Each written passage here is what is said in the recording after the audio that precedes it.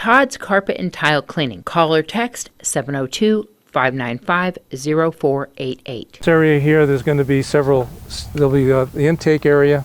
This is where the sally port is. This is where the animal control officers will pull in their vehicles and let the animals out. They'll be all enclosed. Over here is where there'll be two rooms there. One is the room for the refrigerators and freezers for the animals, as well as storage. The area for the animal control officers. Then you're going to have the intake areas and the areas with the stage animals as they come in, as well as the confined area for animals that may have some kind of sicknesses. On the other side, over here, you'll see all this area here will be where the cats will go in when they first come in. And then down further is where the office area is out, where you see all that steel up in the air, all the rebar. That's where all the dog runs will be for the large animals. And that's an expansion area. In the middle, there's another set of runs that go up there, two sets of runs, plus they will go out further into the rest of the property for more runs to be installed as time goes on. Can you tell us who the contractors are? Yeah, B&H is the actual contractor who's responsible for the whole site, and they're bringing in other folks that come in here. So that's their job to maintain who those contractors are. I mean, right now you can see that there's the plumbing is up. They're in for one more test.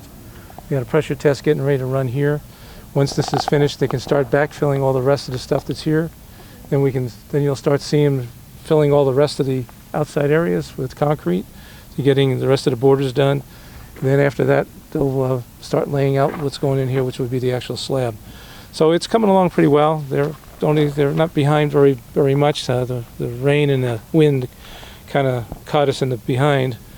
A lot of these ditches were full with water. They had to pump a lot of it out, so that caused them some delays, and plus they had to dry out some of the areas.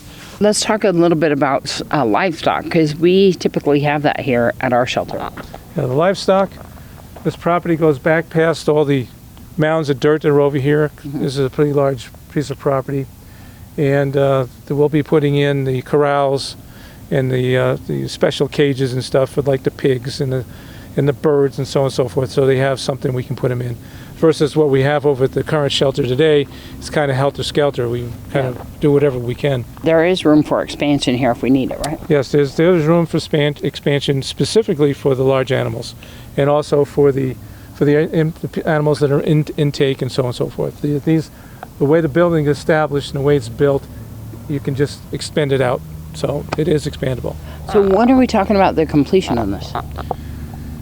Well, hopefully the plan, I say hopefully, barring any other conditions we have weather-wise coming, but it appears if they meet the schedule, it should be somewhere between February and March we should be ready to start moving things in.